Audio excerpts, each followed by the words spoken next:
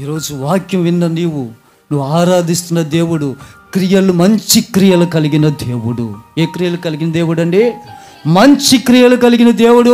పాపం లేనివాడు, అపవిత్రత లేనివాడు, కామ క్రోధ మద మచ్చాదులు లేనివాడు, ఆజన్మ బ్రహ్మచారి. నరుని పాపము కడగబడిందంటే ఎవరి రక్తంలో అండి? యేసయ్య రక్తములో. ప్రభువే చిటికే సవాలు విసురుతున్నాడు. ఈ భూమి మీద నా మీద పాప దోషం ఉందని ఎవరైనా చూపించగలరా? 4 పాపాలు ఉన్నాయని ఎంచగలరా? ఏది లేదు ఆయనలో.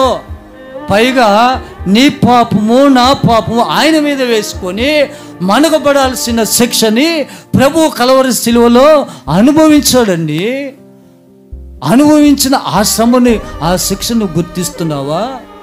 బలార్దనప్పుడు, బలిచ్చేటప్పుడు మనం దేన్ని జ్ఞాపకం చేసుకోవాలంట? ప్రభువు శిలువ మరణాన్ని. మనం దేన్ని జ్ఞాపకం చేసుకోవాలా?